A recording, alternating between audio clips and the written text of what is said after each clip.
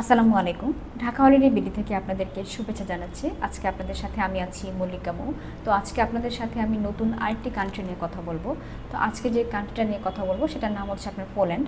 তো যারা হচ্ছে মূলত পোল্যান্ডে আপনারা ভিসা টাইপস নিয়ে জানতে চাচ্ছেন এবং আপনারা যারা পোল্যান্ডে হচ্ছে পর্যটন হিসেবে ঘুরতে যাবেন, তো তারা আসলে পোল্যান্ডের কোন কোন স্থানগুলোতে ঘুরবেন এবং হচ্ছে পোল্যান্ডে যাওয়ার সবচেয়ে বেস্ট টাইম কোনটি, আজকে হচ্ছে আমি মূলত এগুলো নিয়ে আপনাদের সাথে কিছু তথ্য শেয়ার করব।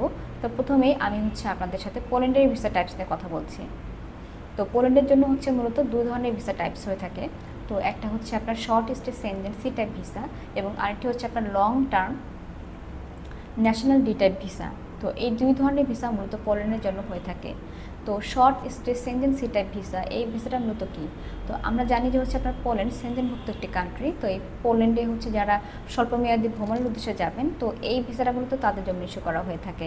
এবং পোল্যান্ডের আপনার এই সেনজেন সি টাইপ ভিসার মধ্যে কিছু আপনার ক্যাটাগরি রয়েছে, যার মধ্যে একটি হচ্ছে আপনার ট্যুরিস্ট ভিসা এবং আরেকটি হচ্ছে আপনার বিজনেস ভিসা এবং হচ্ছে আপনার ফ্যামিলি ভিসা, এছাড়াও আপনার মেডিকেল ট্রিটমেন্ট ভিসা এবং হচ্ছে স্পেশাল পারপাস পোল্যান্ড ভিসা। অর্থাৎ এই ভিসাগুলোর মধ্যে যে ক্যাটাগরিগুলো রয়েছে, তো এই ট্যুরিস্ট ভিসাটা মূলত কী?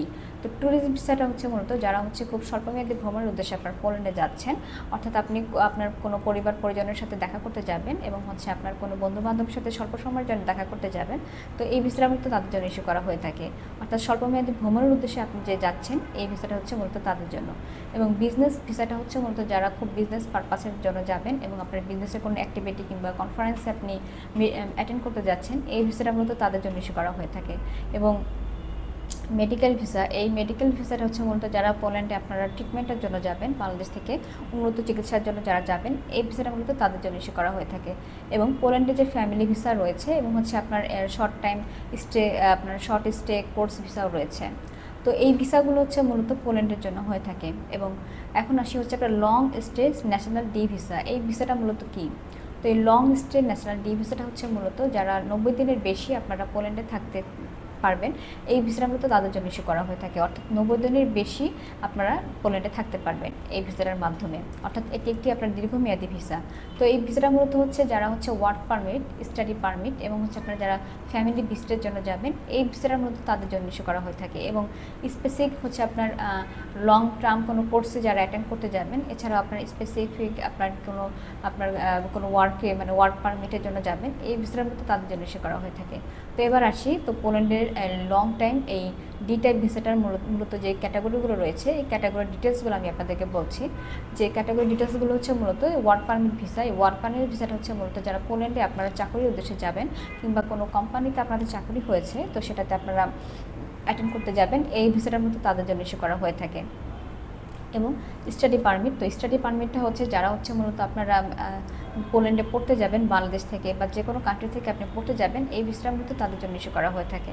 এছাড়াও আপনার যে ভিসাটা রয়েছে যে লং টার্ম কোর্স ভিসা, এই লং টার্ম কোর্স ভিসাটা হচ্ছে যারা হচ্ছে মূলত কোনো দীর্ঘমেয়াদী কোনো কোর্সে আপনি অ্যাটেন্ড করবেন, অর্থাৎ দীর্ঘমেয়াদী কোনো কোর্সে আপনি ভর্তি হয়েছেন বা সেই কোর্সটা আপনি অ্যাটেন্ড করতে যাচ্ছেন, এই ভিসাটার মধ্যে তাদের জন্য ইস্যু করা হয়ে থাকে। তো এই গেল হচ্ছে আপনার পোল্যান্ডের ভিসা টাইপস নিয়ে কথা।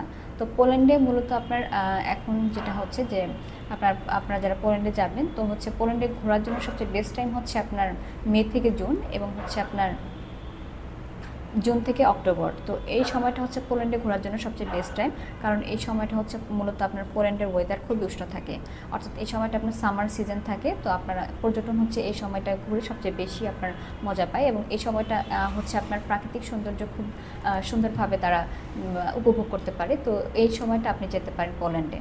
তো পোল্যান্ডে আপনার সবচেয়ে ঠান্ডা পড়ে হচ্ছে মূলত আপনার ডিসেম্বর টু জানুয়ারি এবং জানুয়ারি মাসে সবচেয়ে বেশি পোল্যান্ডের জন্য শীতল মাস বলা হয়ে থাকে, অর্থাৎ খুবই ঠান্ডা থাকে জানুয়ারি মাসে। তো আপনারা যারা পোল্যান্ডে যাবেন, তো আসলে আপনারা মূলত পোল্যান্ডের কোন স্থানগুলোতে ঘুরবেন?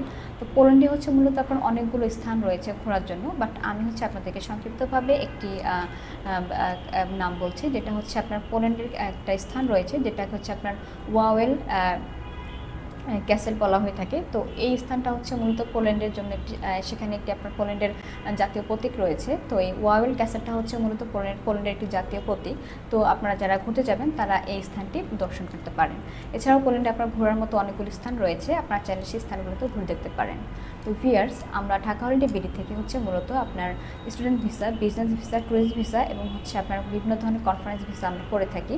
এবং আমরা হচ্ছে আপনার অনেক এয়ার টিকিটিং এবং হোটেল বুকিং, এছাড়াও আমরা হচ্ছে আপনার উমরা প্যাকেজ নিয়ে কাজ করে থাকি। তো যারা হচ্ছে আমাদের কাছ থেকে এই সার্ভিসগুলো নিতে যাচ্ছেন তারা খুব দ্রুত আমাদের ঢাকা হলিডে বিডির হটলাইন নাম্বারে কিংবা আমাদের অফিসে এসে সরাসরি যোগাযোগ করে আপনার গুরুত্বপূর্ণ তথ্যগুলো জেনে যেতে পারেন। তো আজকের মতো এখানে শেষ করছি ভিউয়ার্স, ধন্যবাদ এবং নেক্সট এপিসোড দেখার জন্য আপনাদেরকে আমন্ত্রণ রইল।